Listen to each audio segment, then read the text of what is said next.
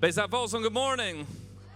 Man, it is good to be here. I am grateful to be here today. I'm grateful to be here anytime I get to be here, but I am so grateful today, not just to teach the Bible, which I feel is one of the greatest, if not the greatest honor of my life, but I'm reminded when I look around out at your faces of the words of the great John Wesley. John Wesley said it like this. He said, "The church is the one place where everyone is welcomed, and by God's grace, we are made into something more than we could have been alone." So hear me today. This is a place where we can ask questions, where we get to grow together, where we get to change together. And if you're new here, you need to know a bit of a catchphrase that we use around here. Now, our people know it really well, and you can fill in the blank with me. We say this every Sunday: you are enough to be loved here. You're enough to be loved here. I pray that today would play a small part of you and me both becoming what we actually could not have been alone. What we could have never been by ourselves and off in isolation. And first things first, as a means of publicly proclaiming this, I need to shout out one of my favorite pastors in the history of Christianity, Rachel Annis, for what she did last weekend. Rachel did such a great and beautiful job at emphasizing God's heart for our hearts. In the midst of a story that was wild with mob mentality and a passage about a riot in Ephesus, and she did just an amazing job. But we're going to pick up there today as that story ends and the chapter changes into chapter 20. It's weird for me to be in this series. I don't know if you know this. We started this Unstoppable series March 10th last year. And we took a couple of weeks off for Advent and around Christmas and the New Year. But the craziest thing is that means today's installment is installment 46 of a series we called Unstoppable, no pun intended. This series cannot be stopped. But I am sad about the fact that we're in chapter 20 because there's only 20-something chapters. So we are actually nearing the end of the book, turning the chapter, turning third base, rounding for home in this series. So if you would join me in chapter 20 of the book of Acts, I'm going to do something today a little out of the ordinary. I'm going to take this. Oh, by the way, Brannon, Shortt. Hi, nice to meet you guys. Love being here. John Wesley, chapter 20, verse 1. I'm going to take it in two parts today. I'm going to take the first 6 verses and then 7 through 12. And in each part, I'm going to give some observations and then a couple of points. What we're going to do is old school, like you're in a small group in your grandmama's living room style teaching today. We good with that? Let me hear you say, let's do it if we're going to do it. Let's do it. Part 1 reads like this, starting in verse 1. When the uproar had ended, remember that's everything that had just gone on in Ephesus that Rachel preached of last weekend. When the uproar had ended, Paul sent for his disciples, and I know how to do this now. Watch this, you guys. Pen, yellow. After encouraging them, I still break things, but after encouraging them, he said goodbye and he set out for Macedonia. And he traveled through that area speaking many words of, there it is again, encouragement to the people. And finally arrived in Greece where he stayed 3 months because some of the Jews had plotted against him, against his life, some translations say. Just as he was about to sail for Syria, he decided to go back through Macedonia. He was accompanied by, and please give me some grace, this is my best shot, Sopater, son of Pyrrhus of Berea, Aristarchus and Secundus from Thessalonica, Gaius from Derbe, Timothy also, and Tychicus and Trophimus from the province of Asia. Thank you. These men went on ahead and waited for us in Troas, but we sailed from Philippi after the festival of unleavened bread, and 5 days later joined the others in Troas, where we stayed for 7 days. There is actually, you may read this and be like, what in the world? I mean, what does this passage matter? And I mean this with sincerity. We could spend the rest of our time together on those words. We could spend the rest of our time together on those words, but since we can't, I won't. But there are going to be a few points of observation we point out, and then 2 things in this first part I want to hone in on. First thing, I'd love you to write down in your notes, just an observation. Paul keeps refusing to quit. He just won't stop. Paul could have easily said, I got to lay low. Think of the last 4 chapters of Acts, which have been days, months, years of Paul's life. And he keeps running into the same story, keeps running into opposition, Keeps running into people hating on him. Keeps running into people spewing words out of their mouth to try to get digs in. Spiritual opposition, divination, legal opposition, imprisonment, mob violence, sorcery, riots, and plots against his life. Honestly, if I'm him, I probably have hung it up by now. I probably said, listen, everybody in the province of Asia knows the word of the Lord. I'm probably peeling back at this point, hanging up my spikes and going home in retirement. I might even go to Caesarea. It sits on the, I'm probably going to go to a beachside town and stop. Well, I don't have to get killed and people beat me and put me in jail over and over. And yet he doesn't. Because he knows something that we often forget in 2025 Christianity, and that is this, that some varying level of opposition is often evidence of calling, not evidence against it. We sometimes in our world think that if we experience opposition, that must mean it's not the door we're supposed to go through. If we experience opposition, maybe God's not with us. Maybe we somehow deviated from the will of God. And most often in the text, a level of opposition is actually evidence of calling, not evidence against it.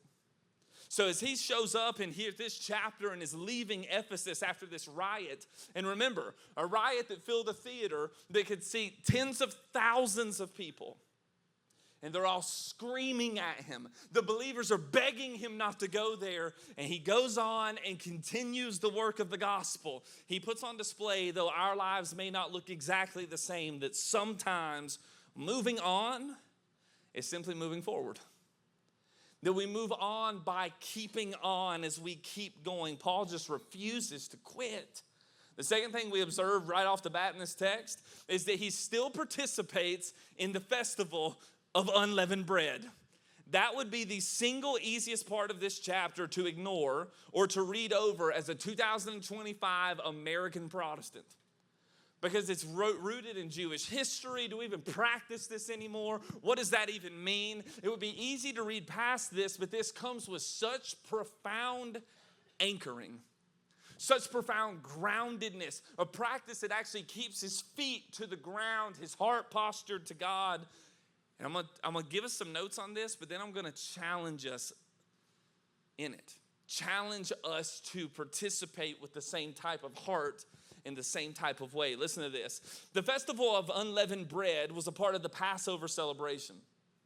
And as a part of it, it actually commemorated the Israelites' deliverance from Egypt. So during this week-long festival, which is a feast, imagine you get to feast for a week, and Jews would make the bread, though, unleavened. They would not put yeast in it, as it then symbolized the fact that the bread never rose, because there wasn't time to. So this particular part of Passover was a symbolic, literally seen, saw, tasted, touched idea that reminded them of the haste they had to have when leaving Egypt.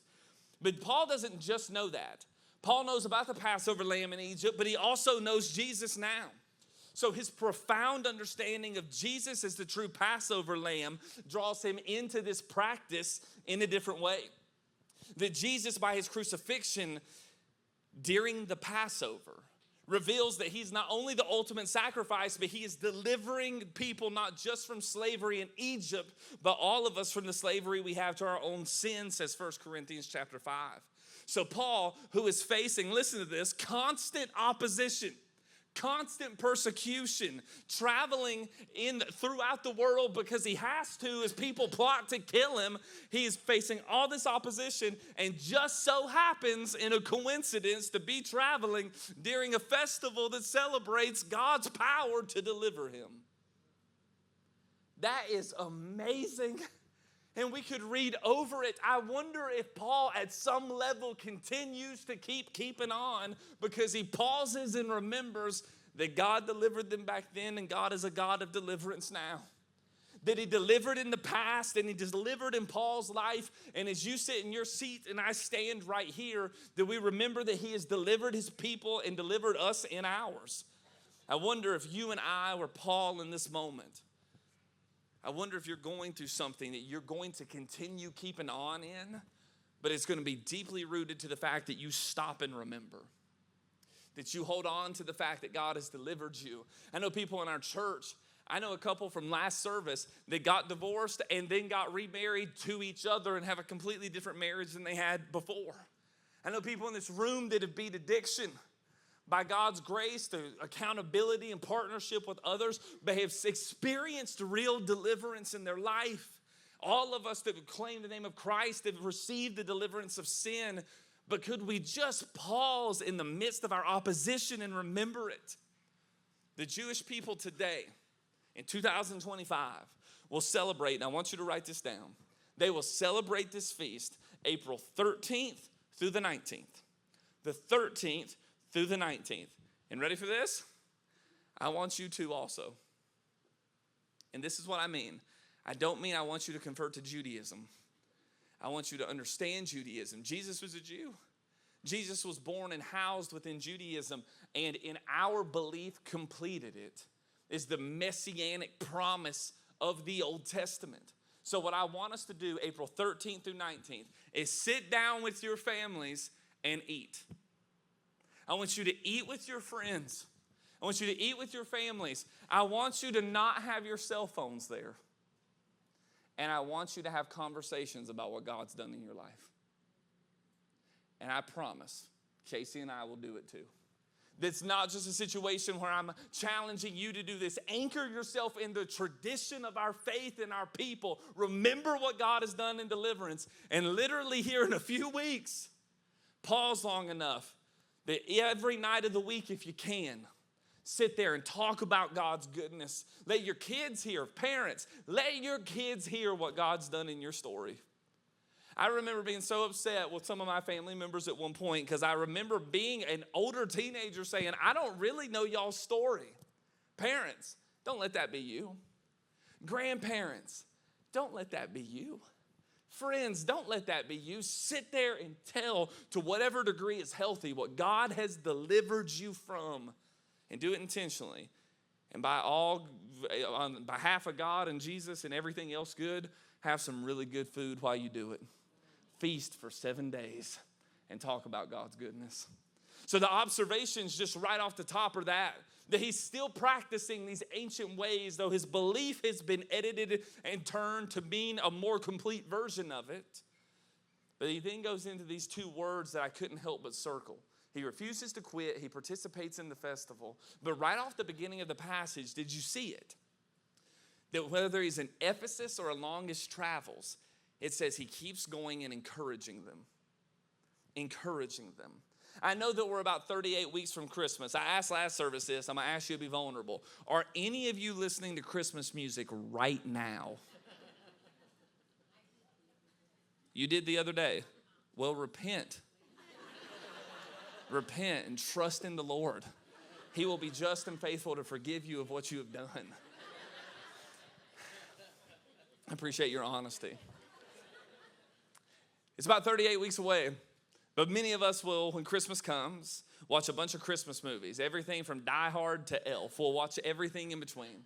And some of you that really enjoy classic cinema with great messaging, that know that this is one of the greatest selling, grossing movies, watched movies of all time, will watch It's a Wonderful Life.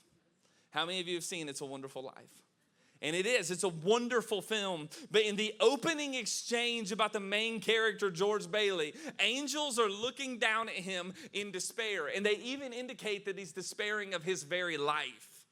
And they look at each other and they say, that's George Bailey. We have to go help him. Another angel responds, oh, for sure. But what's wrong with him? Is he sick? And then Clarence responds, no, worse. He's discouraged. Yeah, It's a Wonderful Life's got a prophetic open. Prophetic opening. No, he's not sick. It's worse than sick. He's discouraged. I remember how C.S. Lewis said it when he said, the most potent weapon in the hands of the enemy is discouragement.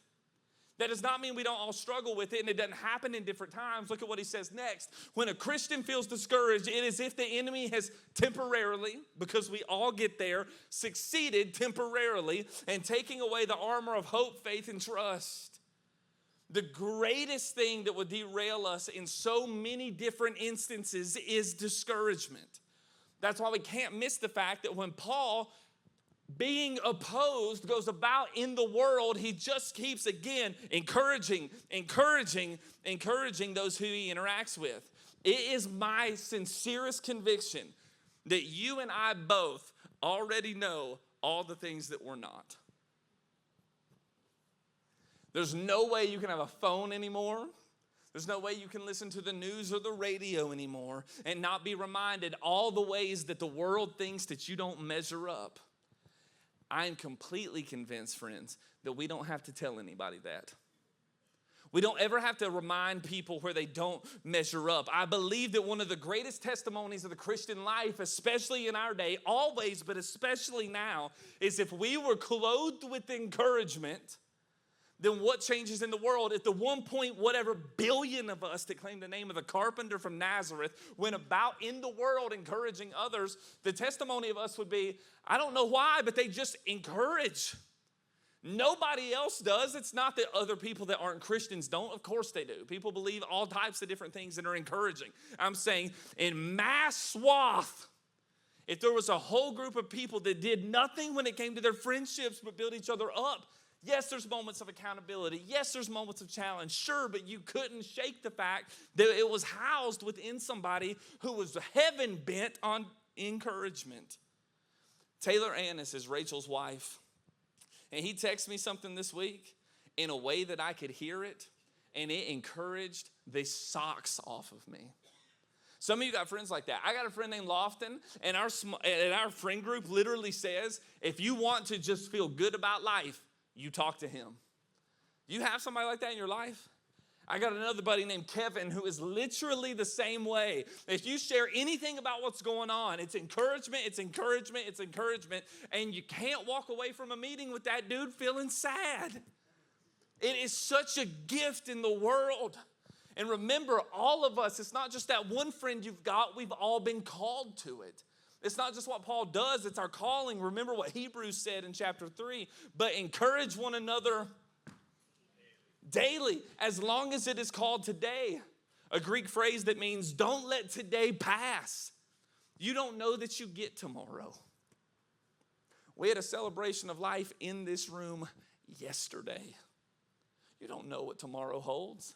Jesus said, tomorrow's going to have to worry about itself. You don't even know if you're going to get it. So as long as you've got what you've got, which is now, encourage each other daily. And listen to why. So that none of you may be hardened by sin's deceitfulness. You want to remain soft-hearted? Be a person of encouragement. You need an antidote to a cynical heart? Be really encouraged by somebody, again, that's just heaven-bent on being encouraging. And would you be that person as well? That takes me to a story that I want to tell you, because the other really practical part about encouragement is that it makes your life better. So yes, Paul does it and puts it on display in the Bible, as so does Jesus, and we ought to operate in the way of Christ. Yes, we are called to it in Hebrews 3 and several other places.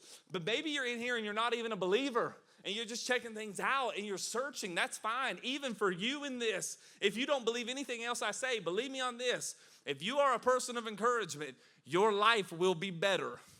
It will be. Let me tell you about a night. It was actually a morning. It was 1 a.m. at the Minneapolis airport. I was booked for a conference to do two things. I was there to be the performer on the music end and was speaking one of the keynote sessions for this youth conference where youth groups had come in from 10 different states all into this one venue, hopefully to meet God and have a moment with him that they could anchor in their story. But we show up, get there really, really late. I flew down to LA to pick up my music director. Our drummer, my little brother, met us there, and we're flying in. We're in the Minneapolis airport at 1 a.m. You know what's going on in the Minneapolis, Minnesota airport at 1 a.m.? Nothing. The people working there look like statues. They look like cyborgs. They're not even real. So I walk up in the rental car center to the Enterprise desk. Guess how many people were in line? None. Me. So I walk right up, and I'm just hyped because I love people. Again, I've told you this. I could speak to inanimate objects. If you ever see me looking and talking to one of the trees out in our front, don't be surprised. I'm not losing my mind. I'm just being myself. So I walk up to the counter, and I'm like, hey, man, good to see you. And he's like, yep. Reservation name, driver's license, credit card. Yep, Brannon, Shortt. I think they got me a Kia Forte. And he's like, they probably did. I said, how long you worked here? He goes, don't know. I said, you forgot how long you worked here? He's like, stop counting. And I'm like, okay, this is going to be tough. So I'm trying to get this guy's life story out of him. Where are you from? How long you been working here? What do you like about this place? I hate this place. I could tell. Your face showed it. I knew that. But hey, not many people are doing what you're doing. And we're going to do something for a lot of kids this week that's going to give a lot of people hope. And honestly, we couldn't even get there if it wasn't for you doing your job. So thank you for it. Thanks for doing it. We couldn't even pull off what we're doing without you. So he checks us in, all this different stuff. We walk out to the parking garage, and there's two ladies working at the Enterprise tent there, and they're going to give us our keys. We walk out there, and I'm doing the same thing. My music director and drummer are like, here we go again. Here we go again. So I'm like, where are you guys from? How long you been working here? And then one of the ladies looks at me at some point and goes, you know that nobody ever talks to us? I said, what do you mean? She goes, nobody pulls up to the rental car spot talking to you guys, talking to us. Nobody's nice to us. People are in a rush. They came into an airport for meetings or for family or for business or for work, and they come through here expecting their car just like we're vending machines and go. And I'm like, well, we ain't even got to go. It's Minneapolis at 1 a.m. and nothing's going on. So what's coming up in your life that's exciting? My music director and drummer sit on the ground. They're done. And they're like, we're going to LA next week for my birthday. I'm like, I lived in LA for 7 years. Can I tell you something? You should go to one of these 10 restaurants. Here's my 10 favorite coffee shops. Here's an ice cream shop on each side of the city that you should hit. If you go to Manhattan Beach, this is where you should park. And she goes into the story, and she goes, I'm the first person in my family that's ever graduated college. Ever. And I said, congratulations. I know we just met, but I'm so proud of you. You're doing stuff. Your entire family lineage is going to be different because of you. You're really doing it. Go to LA and enjoy it. Now, she walks into the tent after our interaction is over to go grab my keys. Remember, it says on my piece of paper, Kia Forte or similar. I don't even know what the or similar is of a Kia Forte. And she walks out, hands me the keys to this Maserati Levante. Brand new Maserati. So I pull up to a youth conference in this. And now I got to explain myself. I'm like, listen, I drive a Mazda back home. Like, this is not me taking the money from the show to turn around and be like, look, middle schoolers, I'm him. This is not, something happened. And then the guy looks at me, one of the pastors, and he really meant it. He goes, that's the sermon. I said, what's the sermon? He goes, look at these kids, man, and tell them they may be in a Kia Forte type of season, but look at them and say, God's going to show up in the midnight of your life in a parking garage, and you may be in a Kia, but that night he's going to meet you in the garage, and your Maserati season is coming. And I looked at him and I said, how about we never tell him that? And he goes, why? I said, because what if we just told him the truth instead? And he goes, what is that? And I said, that people tend to be kinder to people who are kind. What if we just tell them this? Here's the base principle for life. You're a believer walking in the world. Encourage others. And sometimes they'll probably want to bless you for the mere fact that you lifted their spirits. We are people called to encouragement, even in the midnight parking deck at the Minneapolis airport at 1 a.m. It comes back. You reap what you sow. There's something in this that is us leaving our footprint in the world.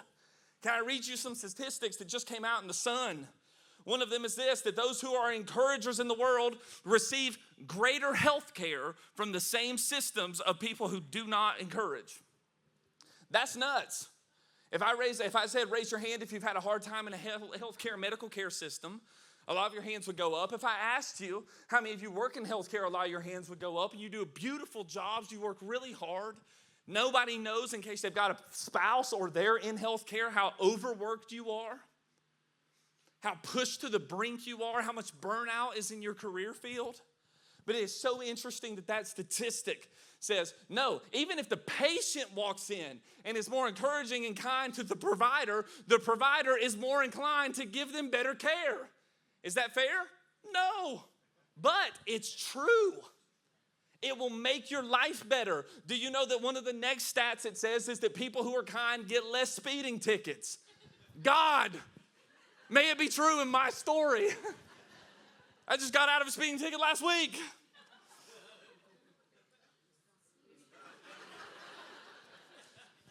I heard somebody right here say, just don't speed. And while that is good wisdom, another piece of good wisdom is be kind to the police officer. Do you know that people who are encouraging have longer life expectancies by over 2 years? Do you know who people who are encouraging and kind have reduced risk of addiction? Let me just put it like this. You can't afford not to be encouraging. And you can't afford not to be encouraged. This is part of who we are and who we are called to be. People, you need it. I need it. We're called to it. It changes our life. And if there's somebody in your life that is just encouraging to you, would you reach out today and tell them?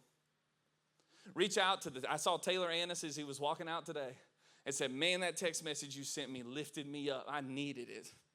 Thanks for that. Reach out to somebody and then be those people in return. The second point I want to give you is the strength of togetherness Paul puts on display. Not only the power of encouragement, but the strength of togetherness. It says in verse 4, here we go again, that he was accompanied by Sopater, son of Pyrrhus, from Berea, Aristarchus, and Secundus from Thessalonica, Gaius and Derbe, Timothy also, Tychicus, and Trophimus from the province of Asia. So he's together with them. Even, I've heard that Jacob Jingleheimer Smith was also there. It could be assumptive, but it seems like it fits. Paul is always in a web of relationships. Because guess what? For him, there's no maverick apostle storming around abusing siloed power in the Mediterranean world for the cause of Christ. The New Testament knows nothing of solitary power held by church leaders. That's not the New Testament. It's not Christianity. It's that we are a priesthood of believers. That all of us have Jesus, the Spirit of God who raised Christ from the dead, lives in all of us. So while there are positions and times and decisions to be made, of course, we are in this as one.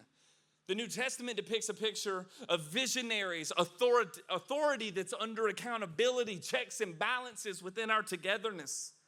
Paul does not believe in a Christianity that doesn't exist with others, and neither do we, and neither do I.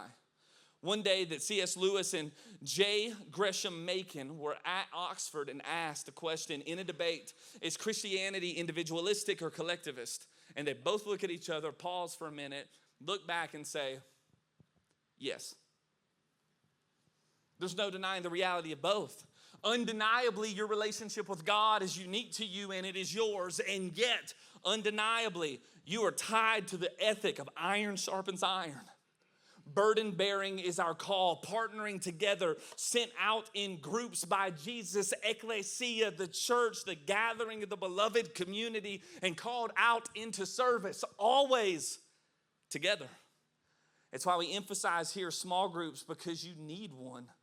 You need a group of people to belong to, even within the larger thing that is this. And if I could do an apologetics side note on this, Mark Clark has this line, I love it. He says, often verses like this, Christians think are boring and skeptics think are amazing. Do you read verses like that and Christians are like, yeah, Jacob Jingleheimer Smith was there with Mr. Rogers and they went through all Asia. And then skeptics read it and go, why in the world did he say that? Because who cares? Who cares? The apologetics moment is that it is very likely that Luke, who was the author of Acts, lists that name, that list of Paul's companions for the very reason that others who lived in those provinces could go and seek credibility, verification, and eyewitness testimony from people and family members passed down that saw the movement of the gospel go in power. So that if you were from Thessalonica, you knew that there was somebody from your town that once saw this stuff. And Berea and Derbe and Asia, go ask those families who were listed. They can tell you that the gospel moved in power, and they can tell you what they saw with their own eyes. Paul puts on display the power of encouragement and the strength of togetherness. And that's part one. But part two ratchets up the stove of weird. Are you ready for part two? Verse 7 says it like this. On the first day of the week, we came together to break bread, and Paul spoke to the people. Remember, breaking bread, communion. This is happening likely in the evening. We're giving two sacraments after the death of Jesus and the resurrection that we are then to be marked by, baptism as well as communion. And practicing this, Paul spoke to the people starting in the evening because he intended to leave the next day, so he feels the urgency, and he kept on talking until midnight. Okay. There were many lamps in the upstairs room. Why in the world does that matter at all? We'll come back to that in a second. Where we were meeting, seated in a window was a young man named Eutychus who was sinking into a deep sleep as Paul talked on and on. Thank you, Luke, for saying that. And when he was sound asleep, he fell to the ground from the third story and was picked up dead. Okay, not where I saw this passage going. Paul went down, threw himself on the young man, and put his arms around him and said, "Don't be alarmed." Paul, what? Imagine this actually happening. A young man falls out of a third story. He's on the ground dead. And Paul goes down there and goes, "Don't be alarmed. Nothing's happening here." What? So then he throws himself on top of him and says, "He's alive." What? Verse 11, then he went upstairs again and he broke bread and ate. Okay, the kid's healed. He's back to life from the dead. Let's eat again. And after we eat, I'll talk until daylight. And then he left. And then the people took the young man home alive, and they were greatly comforted. What? Anybody want this? I titled this message, "What in the Troas is going on here?" Or the day Paul preached so long, people die. I don't ever want to hear another word about 47-minute messages. 47 minutes and 50 seconds is my average weekend. Long for some, short for others. How many of you grew up Pentecostal and you went to church all day? 47 minutes. Most scholars believe Paul in this moment spoke with both parts between 8 and 13 hours. 8 and 13 hours. And a kid dies in the process. All right, we got to make a few observations and then we'll get to the meat of this part. One, it says the first day of the week is when they gathered. Most of the church fathers and mothers in our tradition think that this is where the Sunday gathering starts. That it's not because we have to. It's not law that we meet on Sunday. We can meet on Wednesday. Churches meet on Thursday. Churches meet on Saturdays. But that this is where the tradition of Sunday, first day of the week gatherings began. And it's traced back to this passage in Acts 20. The next it says lamps and sound asleep. That's interesting. Remember when I put the question mark above the word lamps? Because often, I did that on purpose, often when the Bible puts something in there that doesn't seem to make any tangible sense, it's because it's pointing to greater and deeper realities. It's like when Jesus is multiplying fish and loaves and it says they sat down in circles on green grass. Because it's beckoning back the words of the psalmist who says, "He makes me lie down on green pastures." So when you read green grass, you're like, who cares that the grass was green? They did. Why is there lamps here? It seems to be painting a picture. I don't know this, but it seems to be painting a picture of that moment. That it says he's deep into the night. He's after midnight. And if there's oil lamps in an upstairs room, that the room is warm. Have you ever been awake at midnight in a warm room? Maybe with your fireplace going, as you're cuddled underneath a blanket, reading through C.S. Lewis, drifting backwards through a wardrobe into the Narnian hills.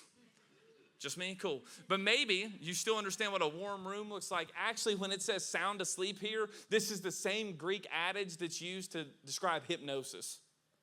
So he is in that space, not able to, and then falls out of the window. But there's something being depicted here about the setting so that you're able to see it, even though you weren't there. And then the other observation before the points is this. Eutychus's name means lucky.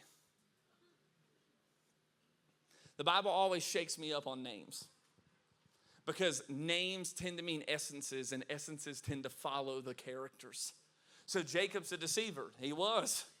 Eutychus is lucky. It's a pretty lucky day if you're going to fall out of a building and die, that it's the one day that Paul happens to be there teaching you the gospel. Then God uses Paul to raise you from the dead, and you know the gospel on the one night he's there before he leaves the next day.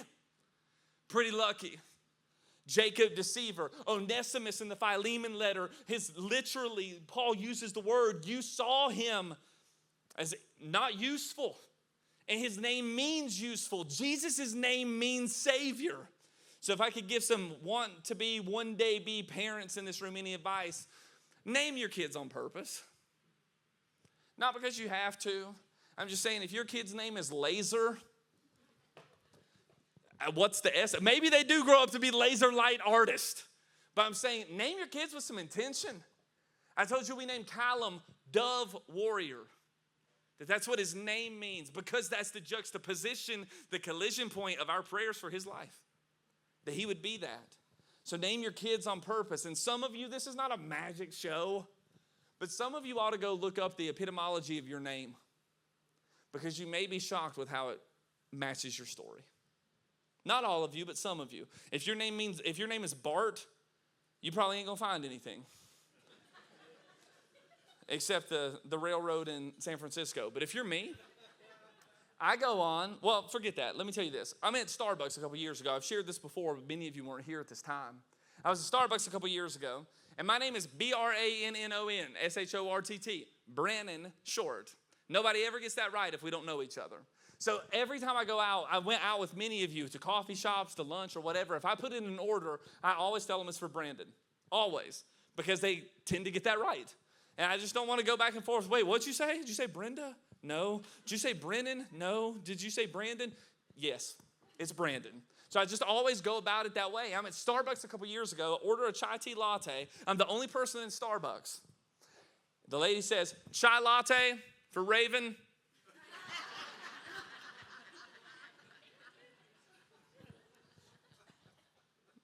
I'd rather you have even said Brenda.